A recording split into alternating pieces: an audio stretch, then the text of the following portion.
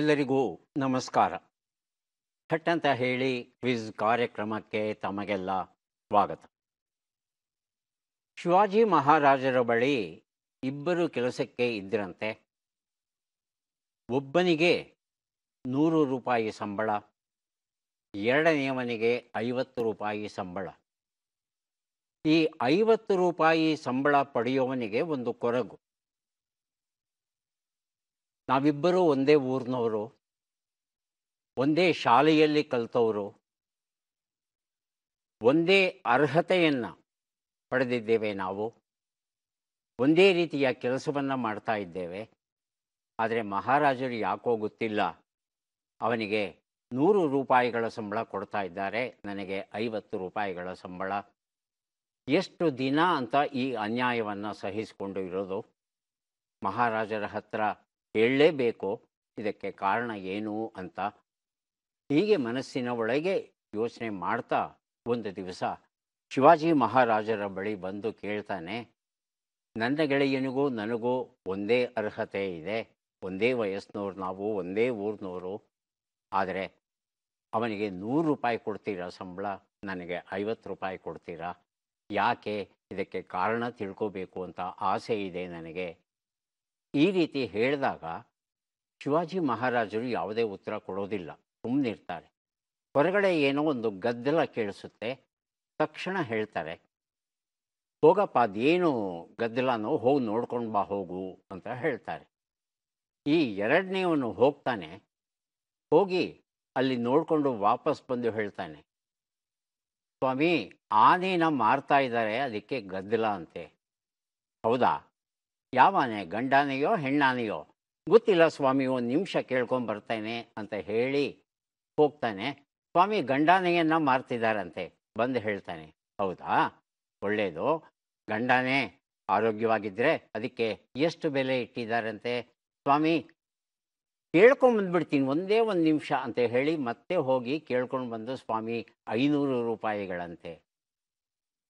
ಅದೇ ಮೊದಲನೆಯವನನ್ನು ಕರೆದು ಹೇಳ್ತಾರೆ, ಹೋಗಪ್ಪ, ಅದೇನೋ ಗದ್ದಲ ಆಗ್ತಾ ಇದೆ, ನೋಡ್ಕೊಂಡು ಬಾ ಅಂದಾಗ ಅವನು ಹೋದವನು ವಿಚಾರಿಸ್ಕೊಂಡು ಬಂದು ಹೇಳ್ತಾನೆ, ಏನಪ್ಪ ಗದ್ದಲ, ಏನಾಗ್ತಾ ಇದೆ? ಸ್ವಾಮಿ, ಆನೆಯನ್ನು ಮಾರಾಟ ಮಾಡಬೇಕು ಅಂತಿದ್ದಾರೆ, ಅದು ಗಂಡಾನೆ, ವಯಸ್ಸು ಇನ್ನೂ 12 ವರ್ಷ ಅಷ್ಟೇ, ಬಹಳ ಚೆನ್ನಾಗಿದೆ ನೋಡೋದಕ್ಕೆ, ಆರೋಗ್ಯಕರವಾಗೂ ಇದೆ, ಬರೀ 500 ರೂಪಾಯಿಗಳಂತೆ. ಬೇಕಾದರೆ ಆ ಆನೆಯನ್ನು ಕೊಂಡುಕೊಂಡು ನಮ್ಮ ಸೈನ್ಯಕ್ಕೆ ಸೇರಿಸ್ಕೋಬಹುದು, ಅಥವಾ ಯಾವುದಾದ್ರೂ ದೇವಸ್ಥಾನಕ್ಕೆ ಉಡುಗೊರೆ ಕೊಡಬಹುದು. ಬಹಳ ಒಳ್ಳೆಯ ಲಕ್ಷಣಗಳನ್ನು ಒಳಗೊಂಡಂಥ ಆನೆ. ಇಷ್ಟೂ ಮಾಹಿತಿಯನ್ನು ಆತ ಒಪ್ಪಿಸ್ತಾನಂತೆ.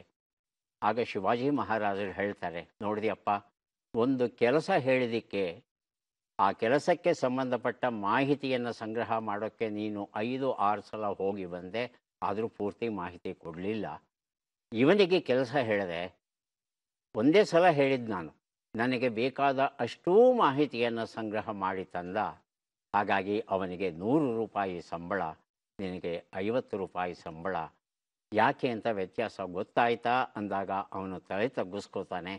ಹಾಗೆಯೇ ಮನಸ್ಸಲ್ಲೂ ಸಹ ನಿರ್ಧರಿಸ್ತಾನೆ, ನಾನೂ ಸಹ ಹೀಗೆ ಒಂದು ಮಾಹಿತಿ, ಒಂದು ವಿಷಯಕ್ಕೆ ಸಂಬಂಧಪಟ್ಟ ಸಮಗ್ರ ಮಾಹಿತಿಯನ್ನು ಸಂಗ್ರಹ ಮಾಡುವ ಒಂದು ಕಲೆಯನ್ನು ರೂಢಿಸ್ಕೋತೇನೆ ಅಂತ ನಿರ್ಧಾರ ಮಾಡ್ತಾರಂತೆ. ಹಾಗಾಗಿ ಯಾರೇ ಆಗಲಿ ಒಂದು ಕೆಲಸವನ್ನು ಒಪ್ಪಿಸಿದಾಗ ಆ ಕೆಲಸಕ್ಕೆ ಸಂಬಂಧಪಟ್ಟಂಥ ಸಮಗ್ರ ಮಾಹಿತಿಯನ್ನು ಸಂಗ್ರಹಿಸಿಯೇ ಹೋಗೋದು ಬಹಳ ಬಹಳ ಒಳ್ಳೆಯದು. ಕಾರ್ಯಕ್ರಮವನ್ನು ಆರಂಭಿಸ್ತಾ ಇದ್ದೇವೆ. ಸ್ಪರ್ಧಿಗಳ ಪರಿಚಯ. ಮೊದಲ ಸ್ಪರ್ಧಿ. ಎಲ್ಲರಿಗೂ ನಮಸ್ಕಾರಗಳು. ನನ್ನ ಹೆಸರು ಉಮೇಶ್ ಕುಲಕರ್ಣಿ. ನಾನು ಧಾರವಾಡದಿಂದ ಬಂದಿದ್ದೇನೆ. ನನ್ನ ಹವ್ಯಾಸಗಳು, ನಾನು ಕನ್ನಡ ಕಥೆ ಕಾದಂಬರಿಗಳನ್ನು ಓದ್ತೇನೆ, ಕನ್ನಡ ವಾರಪತ್ರಿಕೆಗಳನ್ನು ಓದ್ತೇನೆ, ಹಾಗೂ ಯೋಗಾಭ್ಯಾಸವನ್ನು ಮಾಡ್ತೇನೆ ಮತ್ತು ಯೋಗಾಭ್ಯಾಸವನ್ನು ಹೇಳಿಕೊಡ್ತೇನೆ, ಹಾಗೂ ಕನ್ನಡದ ಹಳೆಯ ಚಲನಚಿತ್ರಗೀತೆಗಳನ್ನು ಆಲಿಸುವುದು ನನ್ನ ಹವ್ಯಾಸ, ಹಾಗೂ ಥಟ್ ಅಂತ ಹೇಳಿ ಕಾರ್ಯಕ್ರಮವನ್ನು ತಪ್ಪದೆ ವೀಕ್ಷಣೆ ಮಾಡ್ತೇನೆ. ಧನ್ಯವಾದ. ತುಂಬ ಸಂತೋಷ ಉಮೇಶ್ ಕುಲಕರ್ಣಿಯವರೇ. ಕಾರ್ಯಕ್ರಮಕ್ಕೆ ಸ್ವಾಗತವನ್ನು ಕೋರ್ತಾ ಇದ್ದೇವೆ ತಮಗೆ. ಮುಂದಿನ ಸ್ಪರ್ಧಿ. ನಮಸ್ಕಾರ, ನನ್ನ ಹೆಸರು ನಾಗರತ್ನ BM ಅಂತ ಹೇಳಿ. ನಾನು ಭದ್ರಾವತಿ ತಾಲೂಕು ಅರ್ಬೆಳ್ಚಿ ಗ್ರಾಮದಿಂದ ಬಂದಿದ್ದೇನೆ. ನಾನು ವೃತ್ತಿಯಲ್ಲಿ ಶಿಕ್ಷಕಿ. ನನ್ನ ಹವ್ಯಾಸ ತಟ್ಟಂತೇಳಿ ಪ್ರೋಗ್ರಾಮನ್ನು ನೋಡುವುದು ಮತ್ತು ವೃತ್ತಪತ್ರಿಕೆಗಳನ್ನು ಓದುವುದು, ಪುಸ್ತಕಗಳನ್ನು, ಕತೆ ಪುಸ್ತಕಗಳನ್ನು ಓದುವುದು. ನಾಗರತ್ನ ಅವರಿಗೆ ಸ್ವಾಗತವನ್ನು ಕೋರ್ತಾ ಇದ್ದೇವೆ. ನಮ್ಮ ಮೂರನೆಯ ಸ್ಪರ್ಧಿ. ಎಲ್ಲರಿಗೂ ನಮಸ್ಕಾರ. ನನ್ನ ಹೆಸರು ಬಸವರಾಜ್ ಹೂಗಾರ್ ಅಂತೇಳಿ. ನಾವು ಗದಗ ಡಿಸ್ಟಿಕ್ ಗದಗಚಂದ್ರಗಢದಿಂದ ಬಂದಿದ್ದೀವಿ. ಪ್ರಸ್ತುತ ಇದು ಇರುವುದು ಹೂವಿನಡಗಲಿ ತಾಲೂಕು ಹೆರಡ ಗ್ರಾಮದಾಗ. ನನ್ನ ಹವ್ಯಾಸಗಳು ದಿನಪತ್ರಿಕೆ ಓದೋದು ಹಾಗೂ ಪದಬಂಧ ಬಿಡಿಸುವುದು. ಬಸವರಾಜ್ ಅವರಿಗೆ ಸ್ವಾಗತವನ್ನು ಕೋರ್ತಾ ಇದ್ದೇವೆ. ಮೂವರು ಸಿದ್ಧವಾಗಿದ್ದರೆ ಕಾರ್ಯಕ್ರಮ ಆರಂಭಿಸೋಣ. ಮೊದಲಿಗೆ ನಿಯಮಗಳನ್ನು ಒಮ್ಮೆ ನೋಡಿಬಿಡೋಣ. ಒಟ್ಟು 10 ಪ್ರಶ್ನೆಗಳು. ಮೊದಲು ಬಜರ್ ಒತ್ತಿದವರಿಗೆ ಉತ್ತರ ನೀಡುವ ಅವಕಾಶ. ಪ್ರತಿ ಸರಿ ಉತ್ತರಕ್ಕೆ ಒಂದು ಪುಸ್ತಕ ಬಹುಮಾನ. ಆಯ್ಕೆಗಳು ಬರುವ ಮೊದಲೇ ಬಜರ್ ಒತ್ತಿ ಸರಿ ಉತ್ತರ ನೀಡಿದರೆ 2 ಪುಸ್ತಕ ಬಹುಮಾನ. 100 ಅಂಕ ಗಳಿಸಿದವರಿಗೆ ಒಂದು ಪುಸ್ತಕ ವಿಶೇಷ ಬಹುಮಾನ. ನಕಾರಾತ್ಮಕ ತಂತ್ರಗಳಿಗೆ ಅವಕಾಶವಿಲ್ಲ. ಕಾರ್ಯಕ್ರಮದ ಮೊದಲ ಪುಸ್ತಕ, ಮೊದಲ ಪ್ರಶ್ನೆಯನ್ನು ಈಗ ನೋಡೋಣ. ಕೌದಿಯೊಳಗಿನ ಕನಸುಗಳು ಕಥಾ ಸಂಕಲನ, ಮಂಗಳಾ ಪ್ರಸಾದ್ ಬರೆದಿರುವಂಥದ್ದು. ನಮ್ಮ ಮೊದಲ ಪ್ರಶ್ನೆ ಈಗ ಬಂತು. ಕರ್ನಾಟಕ ಸರ್ಕಾರವು ಘೋಷಿಸಿರುವ 2025ರಿಂದ 2030 ಕೈಗಾರಿಕಾ ಮಹತ್ವಾಕಾಂಕ್ಷೆಯ ಯೋಜನೆಯಲ್ಲಿ ಎಷ್ಟು ಜನರಿಗೆ ಉದ್ಯೋಗವನ್ನು ನೀಡುವ ಭರವಸೆ ಇದೆ? ಆಯ್ಕೆಗಳನ್ನು ನೋಡೋಣ. 20 ಲಕ್ಷ, 10 ಲಕ್ಷ, 15 ಲಕ್ಷ, 5 ಲಕ್ಷ. ಮೊದಲಿಗೆ ಉಮೇಶ್ ಕುಲಕರ್ಣಿ, ಆನಂತರ ನಾಗರತ್ನ. 10 ಲಕ್ಷ. 10 ಲಕ್ಷ ಆಯ್ಕೆ 2. ನಾಗರತ್ನ ಆಯ್ಕೆ 3 15 ಲಕ್ಷ. 15 ಲಕ್ಷ. ಉತ್ತರವನ್ನು ನೋಡೋಣ. ಸರಿಯಾದ ಉತ್ತರ 20 ಲಕ್ಷ ಆಗಿತ್ತು. 7,50,000 ಕೋಟಿ ಬಂಡವಾಳವನ್ನು ಕರ್ನಾಟಕ ಸರ್ಕಾರ 2025ರಿಂದ 2030 ಒಳಗೆ ಈ ಅವಧಿಯಲ್ಲಿ ಸುಮಾರು 20 ಲಕ್ಷ ಉದ್ಯೋಗಗಳನ್ನು ಸೃಜಿಸುವ ಒಂದು ಯೋಜನೆಯನ್ನು ಹಾಕ್ಕೊಂಡಿದೆಯಂತೆ. ಈ ಯೋಜನೆ ಕಾರ್ಯರೂಪಕ್ಕೆ ಬಂತು ಅಂತ ಹೇಳ್ತಂದರೆ ನಮ್ಮ ಕೈಗಾರಿಕಾ ಪ್ರಗತಿ ಏನಿದೆ ಅದು 12% ಹೆಚ್ಚಾಗುತ್ತಂತೆ ಅದು. ಆದರೆ ಬಹಳ ಮುಖ್ಯವಾದದ್ದು ಏನು ಅಂದರೆ ಕೈಗಾರಿಕೆಗಳನ್ನು ಹೆಚ್ಚಿಸಿ ಪರಿಸರಕ್ಕೆ ಹಾನಿ ಮಾಡಿದರೆ ಏನೂ ಪ್ರಯೋಜನ ಇರೋಲ್ಲ, ತೊಂದರೆಗಳೇ ಹೆಚ್ಚಾಗುತ್ತೆ. ಹಾಗಾಗಿ ಪರಿಸರಕ್ಕೆ ಹಾನಿ ಆಗದೇ ಇರೋ ಹಾಗೆ ಕರ್ನಾಟಕದ ಎಲ್ಲ ಭಾಗಗಳಲ್ಲೂ ಈ ಕೈಗಾರಿಕಾ ಚಟುವಟಿಕೆ ನಡೆಯುವ ಹಾಗೆ ಒಂದು ಯೋಜನೆಯನ್ನು ರೂಪಿಸ್ಕೋತೇವೆ ಅನ್ನೋ ಮಾತನ್ನು ಹೇಳಿದೆ ಕರ್ನಾಟಕ ಸರ್ಕಾರ. ಮುಂದಿನ ಪುಸ್ತಕ ಅಂಕಣದ ಬೆಳಕು, ಆರ್ ರಘು ಬರೆದಿರುವಂಥ ಪುಸ್ತಕ. ಪ್ರಶ್ನೆ: 2025ನೇ ಸಾಲಿನ ಕರ್ನಾಟಕದ ಮೊದಲ ಸಾವಯವ ತಾಲೂಕು, ಆರ್ಗ್ಯಾನಿಕ್ ತಾಲೂಕು ಯಾವುದು? ಆಯ್ಕೆಗಳನ್ನು ನೋಡೋಣ. ಕಾಪು, ಬೈಲಹೊಂಗಲ, ಕುಬಟೂರು, ಜೋಯಿಡಾ. ಮೊದಲಿಗೆ ಉಮೇಶ್ ಕುಲಕರ್ಣಿ, ಆನಂತರ ನಾಗರತ್ನ. ಕುಬಟೂರು ಆಯ್ಕೆ 3. ನಾಗರತ್ನ ಆಯ್ಕೆ 1 ಕಾಪು. ಕಾಪು. ಉತ್ತರವನ್ನು ನೋಡೋಣ. ಸರಿಯಾದ ಉತ್ತರ ಜೋಯಿಡಾ ಆಗಿತ್ತು. ಜೋಯಿಡಾ ಉತ್ತರ ಕನ್ನಡ ಜಿಲ್ಲೆಯಲ್ಲಿದೆ. 2025-26 ಬಜೆಟನ್ನು ಏನು ಸರ್ಕಾರ ಮಂಡಿಸ್ತೋ ಆ ಬಜೆಟ್ಟಲ್ಲಿ ಸಂಪೂರ್ಣವಾಗಿ ಸಾವಯವ ಆಗಿರುವ ಒಂದು ತಾಲೂಕನ್ನು ರೂಪಿಸಬೇಕು ಅನ್ನೋ ಮಹತ್ವಾಕಾಂಕ್ಷೆಯನ್ನು ಪ್ರಕಟಿಸಿತು. ಹಾಗೆಯೇ ಜೋಯಿಡಾವನ್ನು ಆಯ್ಕೆ ಮಾಡಿಕೊಂಡಿದೆ. ಜೋಯಿಡಾದಲ್ಲಿ ಎಲ್ಲವೂ ಸಾವಯವ ರೀತಿಯಲ್ಲೇ ಬೆಳೀತಾರಂತೆ. ಹಾಗೆ ಬೆಳೆದಂತಹ ಪದಾರ್ಥಗಳು ಏನಿದೆ ಅದಕ್ಕೆ ಇದು ಸಾವಯವ ವಸ್ತುಗಳನ್ನು ಬಳಸಿ ಬೆಳೆದಂಥ ಬೆಳೆ ಅನ್ನೋ ಒಂದು ಪ್ರಮಾಣ ಪತ್ರವನ್ನು ಕೊಡುವ ಒಂದು ಯೋಜನೆ ಉಂಟಂತೆ. ಮುಂದಿನ ಪುಸ್ತಕ ಪುರುಷೋತ್ತಮ ಪರ್ವ. ಡಾಕ್ಟರ್ SLN ಸ್ವಾಮಿ ಅವರು ವಾಲ್ಮೀಕಿ ರಾಮಾಯಣವನ್ನು ಆಧರಿಸಿ ಬರೆದ ವಿಸ್ತೃತ ನಾಟಕದ ಪುಸ್ತಕ. ನಮ್ಮ ಪ್ರಶ್ನೆ: ಜುಲೈ 1, 2025ರಿಂದ AC ರಹಿತ ರೈಲು ಪ್ರಯಾಣವು 1 ಕಿಲೋಮೀಟರಿಗೆ ಎಷ್ಟು ಹೆಚ್ಚಲಿದೆ? ಆಯ್ಕೆಗಳನ್ನು ನೋಡೋಣ. 10 ಪೈಸೆ, 50 ಪೈಸೆ, 1 ಪೈಸೆ, 99 ಪೈಸೆ. ಮೊದಲಿಗೆ ನಾಗರತ್ನ, ಆನಂತರ ಬಸವರಾಜ್ 10 ಪೈಸೆ. 10 ಪೈಸೆ. 10 ಪೈಸೆ. ಆಯ್ಕೆ ಒಂದು. ಆಯ್ಕೆ 1 10 ಪೈಸೆ. ಬಸವರಾಜು ಆಯ್ಕೆ 2 50 ಪೈಸೆ. 50 ಪೈಸೆ. ಉತ್ತರವನ್ನ ನೋಡೋಣ. ಸರಿಯಾದ ಉತ್ತರ 1 ಪೈಸೆ. 1 ಪೈಸೆ ಈ ದ್ವಿತೀಯ ಹಾಗೂ ಪ್ರಥಮ ದರ್ಜೆಯ ಎಕ್ಸ್ಪ್ರೆಸ್ ಮತ್ತು ಮೇಲ್ ರೈಲುಗಳು ಏನಿವೆ ಅದು 1 ಕಿಲೋಮೀಟರ್ಗೆ 1 ಪೈಸೆ ಎನ್ನುವಷ್ಟು ಮಾತ್ರ ಅವರು ಹೆಚ್ಚಿಸ್ತಾ ಇದ್ದಾರಂತೆ. ಆದರೆ ಈ AC ವರ್ಗ ಏನಿದೆ ಅವರಿಗೆ 1 ಕಿಲೋಮೀಟರ್ಗೆ 2 ಪೈಸೆ ಹೆಚ್ಚು ಮಾಡ್ತಾ ಇದ್ದಾರಂತೆ. ಹಾಗಾಗಿ ಜನಸಾಮಾನ್ಯರು ಸಾಮಾನ್ಯವಾಗಿ ಪ್ರಯಾಣಿಸುವ ದ್ವಿತೀಯ ದರ್ಜೆ ಏನಿದೆ ಅಲ್ಲಿ 1 ಕಿಲೋಮೀಟರ್ಗೆ 1 ಪೈಸೆಯನ್ನು ಹೆಚ್ಚು ಮಾಡಿದೆಯಂತೆ ರೈಲ್ವೆ ಇಲಾಖೆ. ಮುಂದಿನ ಪುಸ್ತಕ ಮತ್ತು ಪ್ರಶ್ನೆ. ಜನಪ್ರಿಯ ಆರೋಗ್ಯ ಸಾಹಿತ್ಯ ಅಂದು ಇಂದು ಮುಂದು ಡಾಕ್ಟರ್ ನಾ ಸೋಮೇಶ್ವರ ಬರೆದಂಥ ಪುಸ್ತಕ. ಪ್ರಶ್ನೆ. ಮಹಾರಾಷ್ಟ್ರದಲ್ಲಿ ಇತ್ತೀಚೆಗೆ ಯಾವ ನದಿಯ ಪುನರುಜ್ಜೀವನ ಕಾರ್ಯವನ್ನು ಕೈಗೊಳ್ಳಬಾರದೆಂದು ಪ್ರತಿಭಟನೆ ನಡೆಯಿತು? ಆಯ್ಕೆಗಳನ್ನು ನೋಡೋಣ. ಬಿಂದುಸಾರ ನದಿ, ಪಾವನಾ ನದಿ, ಇಂದ್ರಾಯಣಿ ನದಿ, ಕೊಯ್ನಾ ನದಿ. ಮೊದಲಿಗೆ ಉಮೇಶ್ ಕುಲಕರ್ಣಿ, ಆನಂತರ ಬಸವರಾಜ್. ಪಾವನಾ ನದಿ. ಆಯ್ಕೆ 2. ಆಯ್ಕೆ 2 ಪಾವನಾ ನದಿ ಅಂತ ಹೇಳ್ತಾ ಇದ್ದಾರೆ. ಬಸವರಾಜ್ ಆಯ್ಕೆ 4 ಕೊಯ್ನಾ ನದಿ. ಕೊಯ್ನಾ ನದಿ. ಉತ್ತರವನ್ನ ನೋಡೋಣ. ಪಾವನಾ ನದಿ ಉತ್ತರ ಸರಿಯಾಗಿದೆ. ಉಮೇಶ್ ಕುಲಕರ್ಣಿ ಈ ಉತ್ತರ ಕೊಟ್ಟಿದ್ದಾರೆ. ಅವರಿಗೆ ಜನಪ್ರಿಯ ಆರೋಗ್ಯ ಸಾಹಿತ್ಯ ಈ ಒಂದು ಪುಸ್ತಕವನ್ನು ಕೊಟ್ಟಿದ್ದೇವೆ. ಪಶ್ಚಿಮ ಘಟ್ಟದ ಲೋನಾವಳ ಅನ್ನೋ ಪ್ರದೇಶದಲ್ಲಿ ಹುಟ್ಟುತ್ತಂತೆ ಈ ಪಾವನಾ ನದಿ. ಇದು ಪುಣೆಯ ಮೂಲಕ ಹಾದು ಹೋಗುತ್ತೆ. ಹಾಗಾಗಿ ಈ ನದಿ ಏನು ಮಾಡುತ್ತೆ, ಪುಣೆಯನ್ನು 2 ಭಾಗವಾಗಿ ವಿಂಗಡಿಸಿದೆ. ಈ ಮೊದಲನೇ ಭಾಗವನ್ನು ಪುಣೆ ನಗರ ಅಂತ ಕರೀತಾರೆ. ಎರಡನೇ ಭಾಗ ಏನಿದೆ ಅದನ್ನು ಪಿಂಪ್ರಿ ಚಿಂಚುವಾಡ ಅಂತ ಕರೀತಾರಂತೆ ಆ ಭಾಗವನ್ನು. ಇಲ್ಲಿ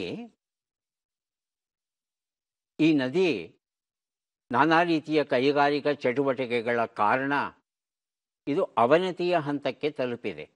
ಹಾಗಾಗಿ ಇದರ ಪುನರುಜ್ಜೀವನಗೊಳಿಸಬೇಕು ಅಂತ ಹೇಳಿ ಸರ್ಕಾರ ನಿರ್ಧರಿಸಿ ಸಾಕಷ್ಟು ಹಣವನ್ನು ಸಂಗ್ರಹ ಮಾಡಿ ಆ ಪುನರುಜ್ಜೀವನದ ಕೆಲಸವನ್ನು ಆರಂಭಿಸಬೇಕು ಅಂದರೆ ಅಲ್ಲಿನ ಸುತ್ತಮುತ್ತಲಿನ ಜನ ಬಂದು ಪ್ರತಿಭಟಿಸಿದ್ರಂತೆ.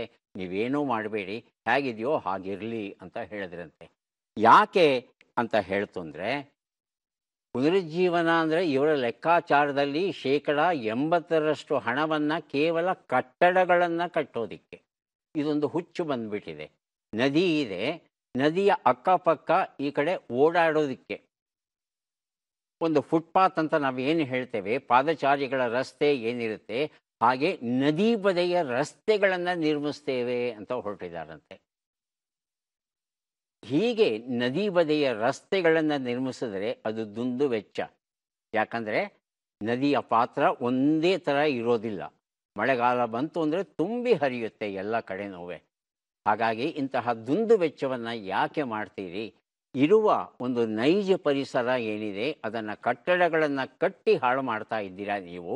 ಹೂಳು ಎತ್ತುವಂಥ ಕೆಲಸವನ್ನು ಮಾಡ್ತಂದರೆ ಬಹಳ ಒಳ್ಳೆಯದು. ಅಂತಹ ಕೆಲಸ ಮಾಡ್ತಾ ಇಲ್ಲ, ಕಟ್ಟಡಗಳನ್ನು ಕಟ್ತಾ ಇದ್ದೀರಿ. ಇದು ಬೇಡ ನಮಗೆ ಅಂತ ಹೇಳಿ ಅವರು ಒಂದು ಪ್ರತಿಭಟನೆಯನ್ನು ನಡೆಸಿದರಂತೆ. ಅಂಕಲ್ ಅಂತರಂಗ ಎನ್ನುವ ಪುಸ್ತಕ. ಸಂಪಾದಕರು HV ನಟರಾಜ್, GS ರಾಮದೇವ್ ಹಾಗೂ N ರಾಮನಾಥ್. ಪ್ರಶ್ನೆ. ಬಿಟ್ಟಾಕ್ಷರಗಳನ್ನು ತುಂಬಿ. ಗೈ, ನಿ, ಕ, ಡಿ, ಕೆ ಹೇಳಿ. ಅಂಗೈ ಹುಣ್ಣಿಗೆ ಕನ್ನಡಿ ಏಕೆ? ಅಂಗೈ ಹುಣ್ಣಿಗೆ ಕನ್ನಡಿ ಏಕೆ? ಕನ್ನಡಿ ಏಕೆ? ಬಸವರಾಜು ಕರೆಕ್ಟ್. ಅದೇ ಉತ್ತರವಾ? ಉತ್ತರವನ್ನು ನೋಡೋಣ. ಅಂಗೈ ಹುಣ್ಣಿಗೆ ಕನ್ನಡಿ ಯಾಕೆ ಏಕೆ? ಉತ್ತರ ಸರಿಯಾಗಿದೆ. ಅಂಕಲ್ ಅಂತರಂಗ ಈ ಒಂದು ಪುಸ್ತಕವನ್ನು ಉಮೇಶ್ ಕುಲಕರ್ಣಿ ಅವರಿಗೆ ಕೊಟ್ಟಿದ್ದೇನೆ. ಈಗ ಕೊಡ್ತಾ ಇದ್ದೇವೆ ಸಾಗರದ ಆಚೆಯ ನಾಡಿನಲ್ಲಿ ಎನ್ನುವ ಪುಸ್ತಕ. SP ವಿಜಯಲಕ್ಷ್ಮಿ ಇದನ್ನು ಬರೆದಿದ್ದಾರೆ. ನಮ್ಮ ಪ್ರಶ್ನೆ. ಈ ಕೆಳಗಿನ ಲೆಕ್ಕಗಳನ್ನು ಪೂರ್ಣಗೊಳಿಸಿ ಉತ್ತರಗಳನ್ನೆಲ್ಲ ಕೂಡಿ ಅಂತಿಮ ಉತ್ತರವನ್ನು ನೀಡಿ. ಲೆಕ್ಕಗಳು ಈಗ ಬಂತು. 44 × 39, 77 ಕಳೆ 49, 20 ಗುಣಿಸು 12, 288 ಭಾಗಿಸು 9.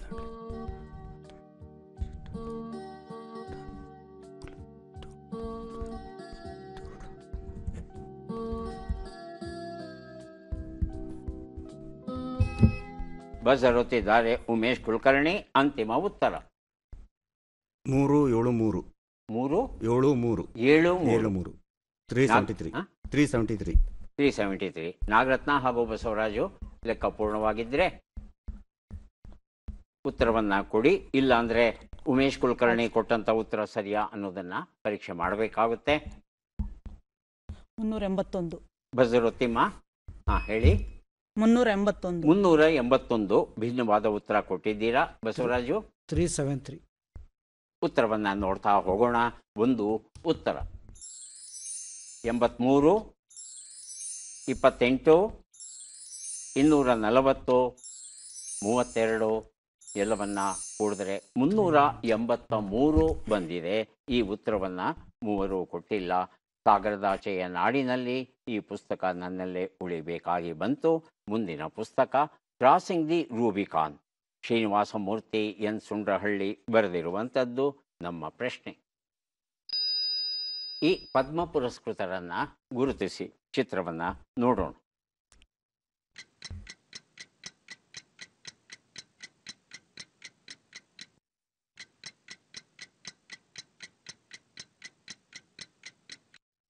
ಆಯ್ಕೆಗಳನ್ನು ನೋಡೋಣ.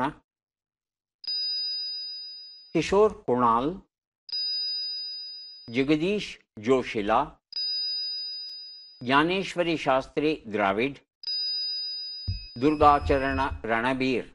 ಮೊದಲಿಗೆ ಉಮೇಶ್ ಕುಲಕರ್ಣಿ, ಆನಂತರ ಬಸವರಾಜ್. ಜ್ಞಾನೇಶ್ವರಿ ಶಾಸ್ತ್ರಿ ದ್ರಾವಿಡ್. ಆಯ್ಕೆ 3 ಬಸವರಾಜ್. ಎರಡನೇ ಜಗದೀಶ್ ಜೋಶಿಲಾ. ಉತ್ತರವನ್ನ ನೋಡೋಣ. ಜಗದೀಶ್ ಜೋಶಿಲಾ ಉತ್ತರ ಸರಿಯಾಗಿದೆ. ಕ್ರಾಸಿಂಗ್ ದ ರೂಬಿಕಾನ್ ಈ ಪುಸ್ತಕವನ್ನು ಬಸವರಾಜು ಅವರಿಗೆ ಕೊಟ್ಟಿದ್ದೇವೆ.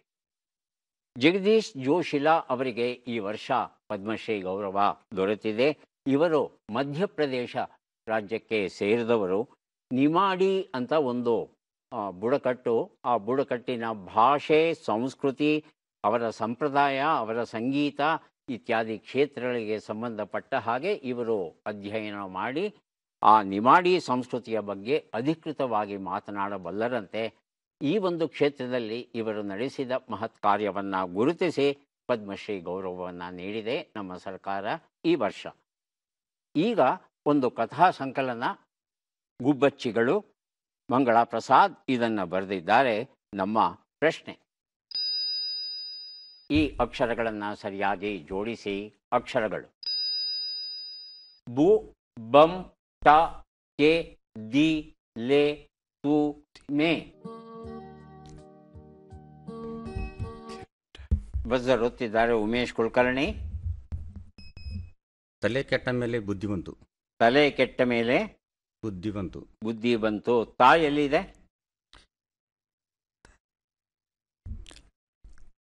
ಬಸವರಾಜು. ಕೆಟ್ಟ ಮೇಲೆ ಬುದ್ಧಿ ಕೆಟ್ಟ ಬಂತು. ಮೇಲೆ ಬುದ್ಧಿ ಬಂತು. ಕೆಟ್ಟ ಮೇಲೆ ಬುದ್ಧಿ ಬಂತು. ಕೆಟ್ಟ ಮೇಲೆ ಬುದ್ಧಿ ಬಂತು. ಉತ್ತರವನ್ನ ನೋಡೋಣ. ಕೆಟ್ಟ ಮೇಲೆ ಬುದ್ಧಿ ಬಂತು ಅನ್ನೋದು ಸರಿಯಾದ ಉತ್ತರ. ಉಮೇಶ್ ಕುಲಕರ್ಣಿ ಸ್ವಲ್ಪ ಆತರ ಪಟ್ರೇನೋ ಅಂತ ಅನಿಸುತ್ತೆ. ಗುಬ್ಬಚ್ಚಿಗಳು ಕೃತಿಯನ್ನು ಬಸವರಾಜು ಅವರಿಗೆ ಕೊಟ್ಟಿದ್ದೇನೆ. ಈಗ 3 ಪುಸ್ತಕಗಳನ್ನು ಕೊಡೋದಕ್ಕೆ ಸಿದ್ಧವಾಗಿದ್ದೇವೆ. ಪದಬಂಧ ಬಂದಿದೆ. ಸುಳುಹುಗಳನ್ನು ನೋಡೋಣ. ಮುಚ್ಚುಮರೆಯಿಲ್ಲದ ಹೃದಯ, ತೀವ್ರವಾದ ವ್ಯಥೆ, ಬೆಲ್ಲ, ನಿಂಬೆ, ನೀರಿನ ದ್ರಾವಣ. ಬಜರುತ್ತಿದ್ದಾರೆ ಬಸವರಾಜು. ಒಂದು ಉತ್ತರ ಹೃದಯವಂತ. ಹೃದಯವಂತ ಅಂತ ಹೇಳ್ತಾ ಇದ್ದಾರೆ.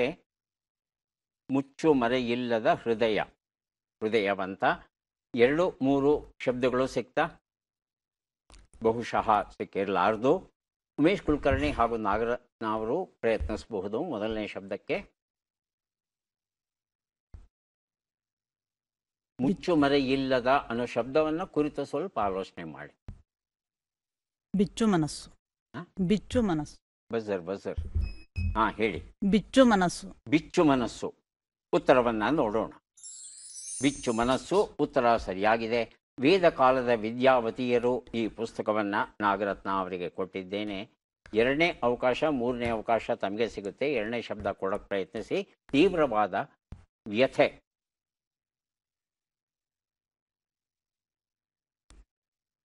ಉಮೇಶ್ ಕುಲಕರ್ಣಿ ಹಾಗೂ ಬಸವರಾಜ ತಾವು ಪ್ರಯತ್ನಿಸಬಹುದು. ಎರಡನೇ ಶಬ್ದಕ್ಕೆ ಮಾತ್ರ. ತೀವ್ರವಾದ ವ್ಯಥೆ. ಉತ್ತರವನ್ನು ನೋಡೋಣ. ಅಚ್ಚುಗ ಅಂತಕ್ಕಂಥ ಒಂದು ಅಪರೂಪದ ಶಬ್ದ ಕನ್ನಡದಲ್ಲಿ ಉಂಟು. ಮೂರನೇ ಪಾನಕ. ಶಬ್ದಕ್ಕೆ ಯಾರು ಬೇಕಾದರೂ ಕೊಡಬಹುದು. ಬಸವರಾಜು ಪಾನಕ. ಪಾನಕ. ನಾಗರತ್ನ ಅವರೇ ಪಾನಕ. ಪಾನಕ. ಉತ್ತರವನ್ನು ನೋಡೋಣ. ಪಾನಕ ಉತ್ತರ ಸರಿಯಾಗಿದೆ. ಅಕ್ಷರ ಸಂಗಾತ ಎನ್ನುವ ಪುಸ್ತಕವನ್ನು ಬಸವರಾಜು ಅವರಿಗೆ ಕೊಟ್ಟಿದ್ದೇನೆ. ಈಗ ನಾವು ಬಂದಿದ್ದೇವೆ ಕಾರ್ಯಕ್ರಮದ ಕೊನೆಯ ಘಟ್ಟಕ್ಕೆ. ಚಟ್ಪಟ್ ಚಿನ್ಕುರುಳಿ. 5 ಪ್ರಶ್ನೆಗಳು. ಮೊದಲ ಅವಕಾಶ ಉಮೇಶ್ ಕುಲಕರ್ಣಿ ಅವರಿಗೆ ಸಿಗ್ತಾ ಇದೆ. ಕೇಳಬಹುದಾ? ಮೊದಲ ಪ್ರಶ್ನೆ. ಅನುಪಮ ನಿರಂಜನ ಅವರು ಬರೆದ ನಾಟಕದ ಹೆಸರೇನು? ಅಲ್ಲೋಲ ಕಲ್ಲೋಲ. ಅಲ್ಲೋಲ. ಮುಂದಿನ ಪ್ರಶ್ನೆ. ಡಾಕ್ಟರ್ ರಾಮ ಮನೋಹರ ಲೋಹಿಯಾ ಕರ್ನಾಟಕದ ಯಾವ ಸ್ವಾತಂತ್ರ್ಯ ಹೋರಾಟದಲ್ಲಿ ಭಾಗಿಯಾಗಿದ್ದರು? ಕಾಗೋಡು ಸತ್ಯಾಗ್ರಹ, ಶಿವಪುರ ಸತ್ಯಾಗ್ರಹ. ಶಿವಪುರ ಸತ್ಯಾಗ್ರಹ. ಮುಂದಿನ ಪ್ರಶ್ನೆ. ಕತ್ತೆಯ ರೂಪದಲ್ಲಿ ಬಂದು ಯಾರು ಕೃಷ್ಣನನ್ನ ಕೊಲ್ಲಲೆತ್ನಿಸಿದರು? ಧೇನುಕಾಸುರ, ಗಾರ್ಧವಾಸುರ. ಧೇನುಕಾಸುರ. ಮುಂದಿನ ಪ್ರಶ್ನೆ. ಈ ಗಾದೆಯನ್ನು ಪೂರ್ಣಗೊಳಿಸಿ. ಸಂತೆಯಲ್ಲಿ. ಮುಂದಿನ ಪ್ರಶ್ನೆ. ಈ ಒಗಟನ್ನು ಬಿಡಿಸಿ. ನಾನು ಸದಾ ನಿನ್ನಲ್ಲಿರುವೆ, ನೀನು ನಡೆದರೆ ನಾನು ನಡೆಯುವೆ, ನೀನು ನಿಂತಲ್ಲಿ ನಿಲ್ಲುವೆ, ನೀನು ಮಾತನಾಡೆ ನಾ ತೆಪ್ಪಗಿರುವೆ.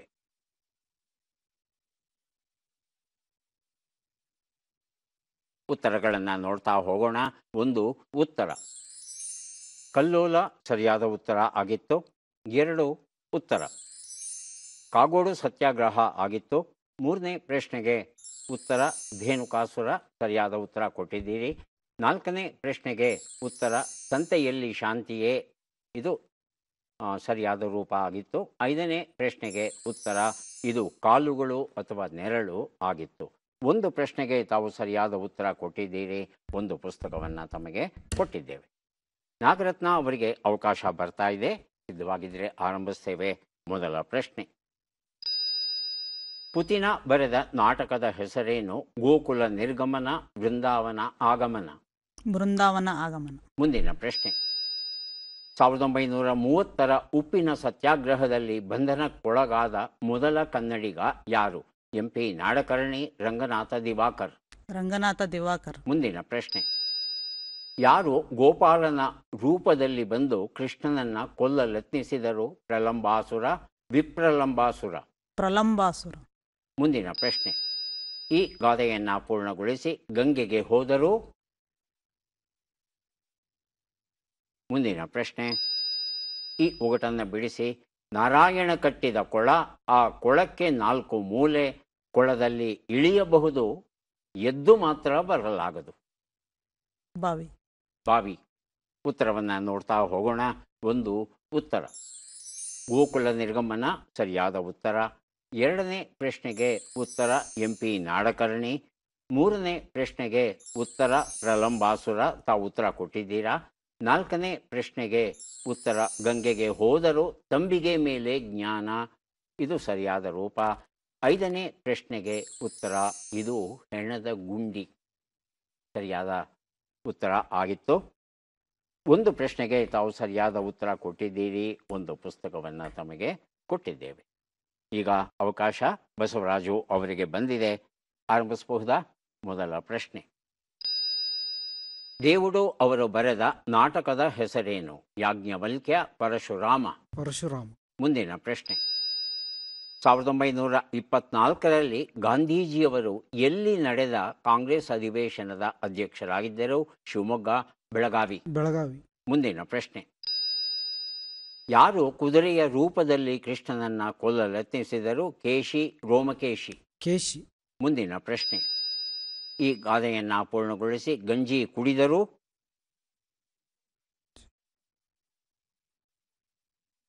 ಮುಂದಿನ ಪ್ರಶ್ನೆ. ಈ ಒಗಟನ್ನು ಬಿಡಿಸಿ. ನಾಲಿಗೆ ಇದೆ ಮಾತನಾಡಲಾರೆ, ಬರೆಯಬಲ್ಲೆ ನಾ ಓದಲಾರೆ, ಹಾಗಾದರೆ ನಾನು ಯಾರು?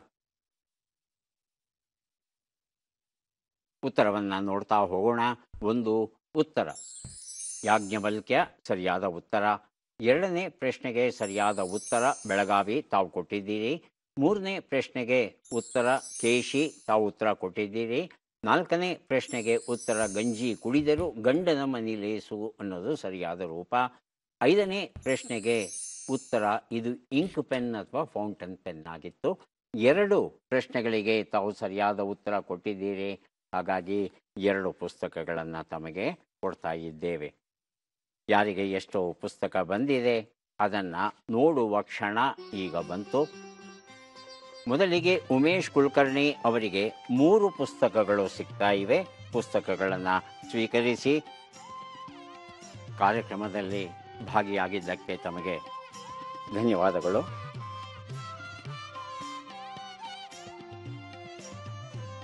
ನಾಗರತ್ನ ಅವರಿಗೆ 2 ಪುಸ್ತಕ ದೊರೆತಿದೆ, ಸ್ವೀಕರಿಸಿ. ಅಭಿನಂದನೆಗಳು. ಬಸವರಾಜು ಅವರಿಗೆ 3, 2, 5 ಪುಸ್ತಕಗಳು ದೊರೆತಿವೆ, ಅಭಿನಂದನೆಗಳು.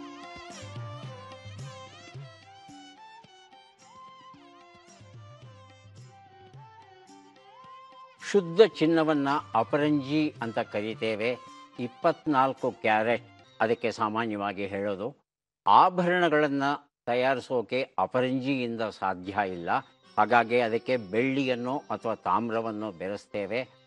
ಹೀಗೆ ಆಭರಣಗಳನ್ನು ತಯಾರಿಸುವ ಚಿನ್ನವನ್ನು 22 ಕ್ಯಾರೆಟ್ ಚಿನ್ನ, 22 ಕ್ಯಾರೆಟ್ ಅಂತ ಹೇಳ್ತೇವೆ. ಆದರೆ ಮಾರುಕಟ್ಟೆಯಲ್ಲಿ 9 ಕ್ಯಾರೆಟ್ ಇರುವಂಥ ಚಿನ್ನದ ಆಭರಣಗಳೂ ಸಿಗುತ್ತೆ ಅನ್ನೋದನ್ನು ನಾವು ಮರಿಬಾರ್ದು. ಸಾಧ್ಯವಾದರೆ ಕೊಂಡ್ಕೋಬಹುದು. ಮತ್ತೆ ನಮಸ್ಕಾರ.